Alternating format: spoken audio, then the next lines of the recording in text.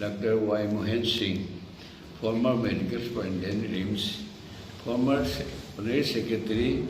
and Chairman and Vice President of the Indian Red Cross Society. I place ki Shah Singh जो नसी पाउखर तमजनिंग से नारांग तांग निपान से Indian home minister Amit Shah ना governor कौरगा तांग निपान देगी national highway चत पे यारगनी है ना डॉक्टर के बुजुर्ग में तुंगिना फोक्स ने सिंबा पीस मार्च में सोशल मीडिया थागल पड़ी ऐ चत लगा ऐ शूज माइने याओगे लगी टेंशन दो या फजन हुई है ना फोक्स ताना रही अदुआ शिशु हंगी नई पुलिसिंग डिसीजन दा इन्फॉर्म तो ब्राइन in good faith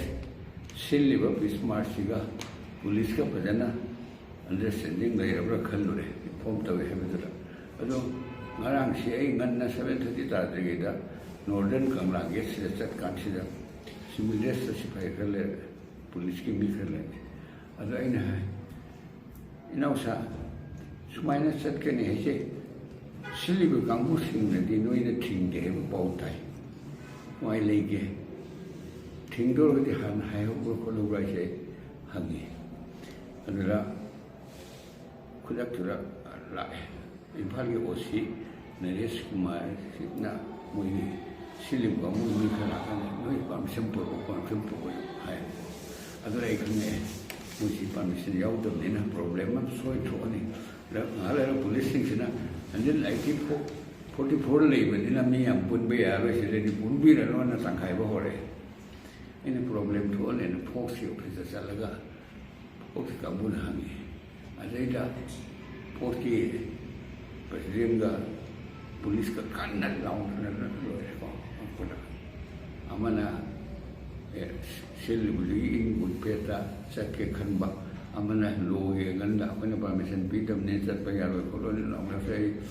ओइररोए न मोय खनरी बे टेंशन से ओइररोए नैना तुम दहलगे थोडो कासिला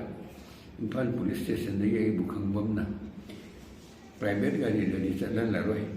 चतपी के हरेदी कोई बस में रे चौरी एयरपोर्ट अदुदे स्कॉट फुल स्कॉट पीर सक पे यानी हाइबुदगी खोजी अदुदे चले पुलिस इंस्पेक्टर हायरप सेकंड एसपी लेरम में एडिशनल एसपी लेरम में मुखोगी नॉलेज दा कोई आई यामे मिसाल बिलो से आई से काखले बसदा काखत पछले रिउटेरगी सिंगलेन नसु इंटरव्यू लोगी कोई सेजी कंपूरा कोई आधार में दुनो लोगी अदु लौरगा चटपसिदा सेंगमाई योरमदाइसिदा सेंगमाई बिरा खरेमदाइसिदा एसपी ना मा करी इन्फॉर्मेशन लेबरो कइनो दा काखतपिरो कैस्पर दो इन काखतपिरो सरगा चले तमदु दाइना कोन मीना थारकोनी अखोय चखर कांद माली अखोय मया पाइबी मैमगा पुलिस कैप ले लाउना होई मीना वीडियो थारकोनी दाइ मिंगसे हम पल्ली अरगा स्पॉट टू दी कोई जति थलक तब ने मसे टोपो कंद बैक से दुकान से माय माले माय पाई बी इसन इसा सिंदुना याम साउरी से इनकमला इट मीस पाउता बने मोइसु तोंगे यादरगा अखोय अनि कमाइना बस यौरे नो कैस्पर कमाइ कखखरिनो है बिसिगी आर्गुमेंट साउंड माले अदला अनफॉर्चूनेटली मोइन एमिंग पनबीबा अभी फरे कोई सेंगम थोरे अदगी काना तुमबिदा नुबी मैम सिना थलगा अरे लाओ खोबो तोरबो अमान करियो इरमादे चललिबा कास्पर दा तार पथलु का तोरे नुबिम सा ममों हमारे का खलगा कैस्पर की थुना उसिदेगी मोबाइल दा आई फोटो से नम थोखरबा मान when viral हो हैन थोखरेबो आई कोना प्लेसमेंट सिना फोन तोरबो दे हेर बदे खंगनी अदगी ख्वाइदगी अखोई इचनसिंग स्टाफसिंग मैंने पाइबिसिंग सिगी वाखनलोंदो हां साउंगबदे करो मोइना अदु वायरल ओइरगा एगी लाइफ तो डेंजर रिस्क ओइरिसे मोइ अदु खलौदबरा करी नो कुकी ना मिटे एगोंदा अटैक तौलबरा आउटकम दो अदु है तो खलरगा मोर गंगी गाय ꯃꯅꯨꯡꯗꯗꯤ ꯑꯁ ꯍꯦꯛꯇ ꯅꯨꯡ ꯑꯆꯧ ꯑꯆꯧꯕꯁꯤꯅ ꯂꯦꯟ ꯇꯥꯔꯛꯄꯗꯧ ꯇꯥꯕꯗ ꯃꯤꯡꯁꯦꯟ ꯀꯩꯅꯣ ꯀꯦꯁꯄꯔꯒꯤ ꯃꯤꯡꯁꯦꯟ ꯀꯥꯏꯌꯦ ꯑꯗꯨ ꯃꯊꯛꯇ ꯍꯥꯏꯒꯠꯂ ꯇꯧꯈꯤꯕ ꯁꯤꯐꯥꯏꯁꯦ ꯈꯨꯝꯖꯤꯟꯕ ꯅꯪꯍꯧꯗꯅ ꯅꯨꯡꯁꯤ ꯄꯥꯏꯁꯤꯜꯂꯛꯑꯒ ꯃꯈꯨꯠꯇ ꯏ ꯑꯣꯔꯣ ꯇꯥꯏ ꯁꯤꯐꯥꯏꯅ ꯁꯣꯛꯄꯁꯦ ꯑꯁ ꯑꯗꯒꯤ ꯊꯧꯔꯒ ꯀꯩꯅꯣꯁꯤꯗ ꯃꯣꯏ ꯁꯤꯐꯥꯏꯁꯤꯡꯁꯤꯅ ꯑꯩꯈꯣꯏꯁꯦ ꯄꯥꯛꯊꯔꯒ ꯎꯗꯅꯕ ꯃꯈꯥꯗ ꯐꯝꯃꯣ ꯁꯤꯠꯇ ꯐꯝꯒꯅꯣꯅ ꯌꯥꯝ ꯋꯥꯅ ꯑꯗꯨꯃꯥꯏꯅ ꯆꯠꯂꯦ ꯑꯗꯒꯤ ꯀꯩꯊꯦꯜ ꯃꯥꯟꯕꯤ ꯌꯧꯕꯁꯤꯗ ꯑꯁ ꯄꯨꯟꯁꯤꯗ ꯑꯗꯨꯛ ꯁꯥꯡꯅ ꯅꯣꯡꯃꯩ ꯀꯥꯞꯅꯕ ꯄꯨꯡ ꯑꯃ ꯍꯦꯟꯅ ꯍꯧꯔꯕ ꯏꯁꯇꯟ ꯒ꯭ꯔꯦꯅꯦꯠ ꯇꯤꯌꯔ ꯒ꯭ꯌꯥꯁ ꯑꯗꯩ ꯑꯥꯔꯃꯤ ꯌꯧꯁꯤꯜꯂꯛꯑꯀꯥꯟꯗꯗꯤ ꯂꯥꯏꯐ ꯕꯨꯂꯦꯠꯁꯨ ꯌꯥꯝ ꯀꯥꯞꯄꯦ ꯑꯗꯩꯗꯤ ꯑꯩꯈꯣꯏꯁꯤ ꯃꯣꯏ ꯕꯤ ꯑꯦꯁ ꯑꯦꯐꯁꯤꯡꯁꯤꯅ ꯃꯣꯏꯒꯤ ꯀꯦꯝꯞꯇ 77 ꯆꯝꯐꯥꯏ ꯀꯝꯄꯅꯤꯗ ꯆꯪꯁꯤꯜꯂꯒ ꯑꯩꯈꯣꯏꯒꯤ ꯃꯣꯏ ꯂꯣꯖꯤꯁꯇꯤꯛ ꯃꯣꯏ ꯆꯥꯛ ꯁꯨꯝ ꯆꯥꯎ ꯌꯥꯗꯦ ꯑꯩꯅ ꯇꯟ ꯈꯔꯁꯦ ꯅꯣꯏ ꯑꯃꯃꯝ ꯆꯥꯃꯤꯟꯅꯁꯤ ꯆꯥꯎ ꯌꯥꯗꯦ ꯑꯗꯨ ꯄꯨꯡ 4-5 ꯂꯩꯔꯦ ꯃꯇꯥꯡꯁꯤꯗ ꯑꯩꯅ ꯄ꯭ꯔꯦꯁ ꯏꯆꯤꯟ ꯏꯅꯥꯎꯁꯤꯡꯗ ꯍꯥꯏꯔꯤꯁꯦ ꯑꯩꯈꯣꯏꯒꯤ ꯁꯦꯀ꯭ꯌꯨꯔꯤꯇꯤ ꯑꯦꯗꯚꯥꯏꯖꯔ DGPꯁꯤꯡꯒꯤ ꯍꯣꯝ ꯋꯥꯔꯛ ꯇꯧꯕ ꯈꯔ ꯋꯥꯠꯄ꯭ꯔꯥ ꯃꯈꯣꯏ ꯏꯟꯇꯦꯂꯤꯖꯦꯟꯁ ꯂꯩꯐꯝ ꯊꯣꯛꯏ ꯀꯔꯤ ꯀꯔꯤꯅꯣ ꯚꯜꯅꯔꯦꯕꯜ ꯑꯦꯔꯤꯌꯥꯁꯦ moving ROP or static ROP ꯇꯧꯗꯅ ꯗꯦꯟꯖꯔ ꯊꯣꯛꯀꯗꯧꯕꯁꯤꯡꯁꯦ ꯃꯈꯣꯏꯅ ꯍꯥꯟꯅ ꯋꯥꯇꯔ ꯇꯥꯏꯠ ꯁꯦꯀ꯭ꯌꯨꯔꯤꯇꯤ ꯑꯦꯔꯦꯟꯖ ꯇꯧꯗꯕꯒꯤ ꯃꯃꯤ ꯑꯃ ꯇꯥꯕꯗꯧꯅꯀꯣ ꯑꯩꯈꯣꯏꯅ ꯆꯠꯂꯤꯉꯩꯁꯤꯗ ꯅꯨꯄꯤ ꯃꯌꯥꯝ ꯂꯝꯕꯦꯟ ꯊꯠꯆꯜꯂꯒ ꯒꯝꯒꯤ ꯐꯥꯏ ꯍꯥꯏꯕ ꯀꯩꯅꯣ ꯑꯗꯨ ꯊꯥꯒꯠꯂꯛꯄꯁꯦ ꯑꯩ ꯆꯠꯂꯤꯕ ꯁꯤꯐꯥꯏꯁꯤꯡꯁꯤꯗ ꯎꯠꯂꯦꯕ ꯁꯤꯅꯤ ꯁꯤꯗ ꯁꯤꯆꯨꯋꯦꯁꯟ ꯅꯣꯏ ꯆꯦꯛꯁꯤꯜꯂꯣ ꯃꯣꯏ ꯐꯣꯇꯣ ꯂꯧꯔ ꯃꯣꯏ ꯀꯃꯥꯟꯗꯁꯤꯅ ꯊꯥꯅꯩ ꯑꯗꯨ ꯑꯩꯅ ꯈꯜꯂꯤꯁꯤꯡꯁꯦ ꯑꯩꯈꯣꯏꯒꯤ ꯑꯟꯐꯣꯔꯆꯨꯅꯦꯠꯂꯤ ꯍꯟꯗꯛꯀꯤ ꯁꯦꯀ꯭ꯌꯨꯔꯤꯇꯤ ꯇꯧꯕ ꯁꯤꯗꯩꯗ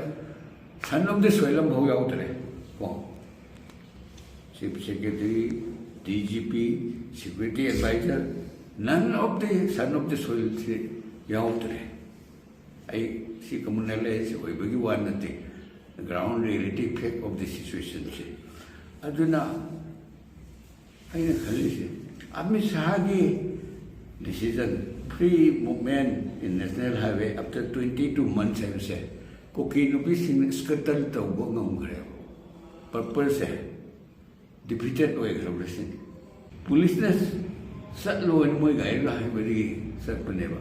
ꯃꯇꯥꯡꯁꯤꯗ ꯑꯩꯅ ꯑꯩꯈꯣꯏꯒꯤ ꯄꯨꯂꯤꯁ ꯐꯣꯔꯁ ꯑꯩꯈꯣꯏꯒꯤ SPꯁꯤ ꯃꯔꯨ ꯑꯣꯏꯅ ꯑꯩ ꯌꯥꯝ ꯊꯥꯒꯠꯂꯦ ꯑꯩ ꯀꯔꯤꯒꯨꯝꯕ ꯕꯁꯇꯨꯗ ꯆꯠꯂꯝ ꯇꯥꯔꯗꯤ ꯍꯣꯡꯖꯤꯜꯂꯝꯗ ꯇꯥꯔꯗꯤ ꯌꯥꯝ ꯊꯤꯅ ꯁꯣꯛꯀꯅꯤ ꯑꯗꯒꯤ ꯑꯃꯨꯛ ꯐꯣꯛꯁꯀꯤ ꯏꯃꯥ ꯏꯕꯦꯟ ꯏꯆꯤꯟ ꯏꯅꯥꯎꯁꯤꯡ ꯆꯠꯂꯝ ꯇꯥꯔꯕ ꯍꯦꯚꯤ ꯀꯦꯖꯨꯋꯦꯂꯤꯇꯤ ꯊꯣꯛꯀꯅꯤ ꯕꯁꯁꯤ ꯄꯨꯡꯀꯥꯏ ꯀꯥꯏꯗꯅ ꯄꯨꯔꯛ ꯌꯥꯗꯗꯅ ꯀꯦꯝꯞꯇ ꯊꯅꯝꯃꯤꯕꯅꯦꯕ ꯑꯗꯒꯤ ꯌꯧꯔꯕ ꯃꯇꯨꯡꯁꯤꯗ ꯑꯩꯁꯦ CID ꯔꯤꯄꯣꯔꯠ ꯊꯥꯔꯛꯑꯦ ꯑꯣꯐꯤꯁꯇꯒꯤ ꯃꯤ ꯀꯨꯀꯤ ꯅꯨꯄꯤ 150ꯗꯩꯅ 200ꯃꯨꯛꯁꯦ ꯒꯝꯈꯤꯕꯥꯏꯗ ꯂꯝꯕꯦꯟꯗ ꯊꯠꯆꯜꯂ ꯐꯝ ꯂꯩꯔꯦꯅ ꯑꯩꯅ BSF ꯀꯥꯡꯕꯨꯗ ꯑꯩ ꯄꯥꯎ ꯄꯤꯔꯦ ꯃꯣꯏ ꯃꯦꯖꯔꯗꯨꯗ ꯑꯩ ꯁꯦꯐꯂꯤ ꯑꯝꯇ ꯅꯣꯏ ꯌꯨꯝꯗ ꯌꯧꯍꯟꯅꯕ ꯑꯝꯇ ꯁꯤꯜꯂꯨ ꯁꯨꯃꯥꯏꯅ ꯄꯥꯎ ꯂꯩꯔꯦꯅ ꯃꯣꯏ we are considering deciding how to reach U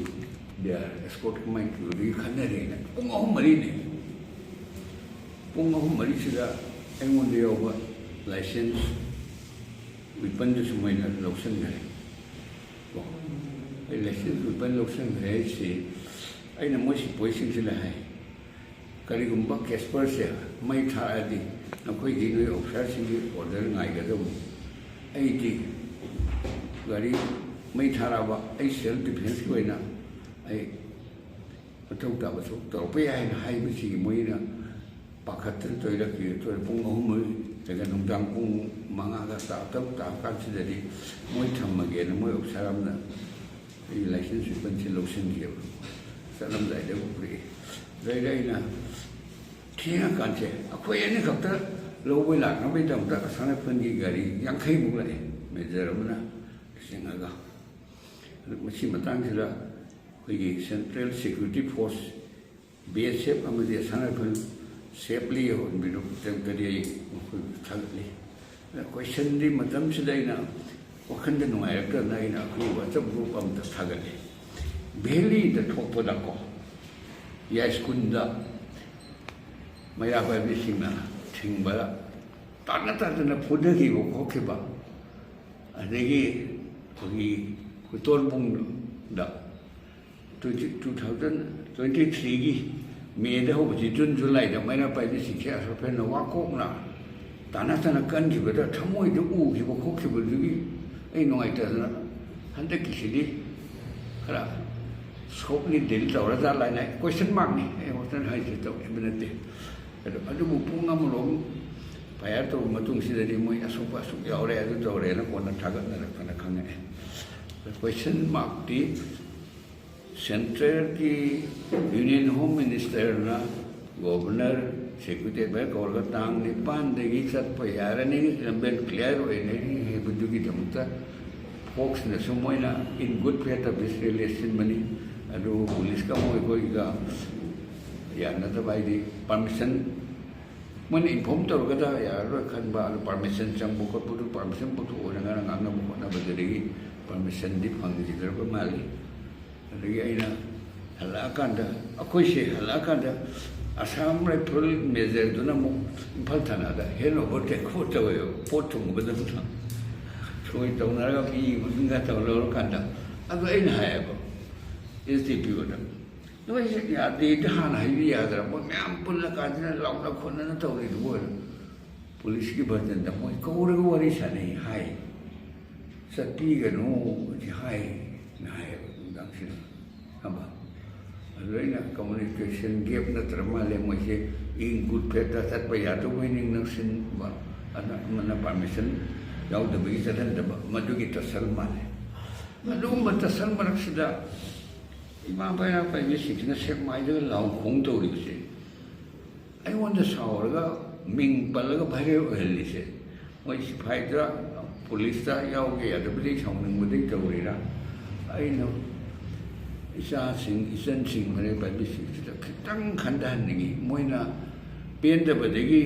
ꯑꯩꯒꯤ ꯃꯤꯡ ꯐꯣꯇꯣ ꯚꯥꯏꯔꯦꯜ ꯑꯣꯏꯍꯟꯕꯁꯦ ꯃꯗꯨꯅ ꯔꯤꯛꯁ ꯑꯣꯏꯍꯟꯕꯁꯦ ꯂꯥꯏꯐ ꯔꯤꯛꯁ ꯑꯣꯏꯍꯜꯂꯤꯁꯦ ꯑꯩꯉꯣꯟꯗꯅꯦꯕ ꯀꯩꯅꯣꯗ ꯑꯥꯗ ꯂꯩꯔꯤꯉꯩꯁꯤꯗ ꯀꯨꯀꯤꯁꯤꯡꯅ ꯊꯥꯒꯠꯂꯛꯑꯦꯕ ꯅꯣꯏ ꯃꯤꯇꯩꯗꯣ ꯍꯤꯡꯅꯍꯟꯕ ꯉꯝꯕ ꯌꯦꯡꯁꯤ ꯇꯦꯟꯁꯟꯁꯦ ꯋꯥꯆꯞ ꯒ꯭ꯔꯨꯞꯇ ꯐꯦꯁꯕꯨꯛꯇ ꯊꯥꯒꯠꯂꯛꯑꯦꯕꯀꯣ ꯑꯗꯨ ꯑꯩꯅ ꯃꯣꯏ ꯁꯦꯀ꯭ꯌꯨꯔꯤꯇꯤ ꯕꯤ ꯑꯦꯁ ꯑꯦꯐ ꯀꯥꯡꯕꯨꯗ ꯍꯥꯏꯕꯅꯤ ꯃꯣ this is the situation so please try to escort us safely here. When I say, many of either in the late night or early morning, we'll try to escort you. I see the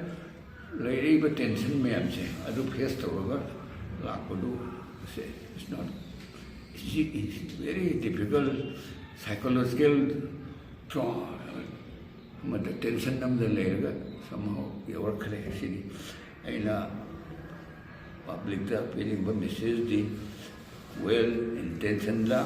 folks na Christmas sakane hebudura police ka yalar boy ning na yauge na taruba police na individual private am ta sarpa yaroi chat ke haraga pe gari silly aduda escort ka yaura the yani hebuduri in presence of SP this SP na ka talubani sida it's an Sa maya pagkising ay pang dapat daw na lola sa ni kayo kaya hay ba daw ato di hay dapat na pay ay kuning tiri lan sila lan bang kuning na 99% ay isa at pa timbang ba sa panupani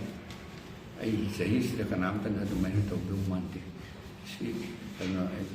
pagdasing na maluwi na isa sing maray pagkising na laan na khanda na ba ay media ki thongda appeal tawjari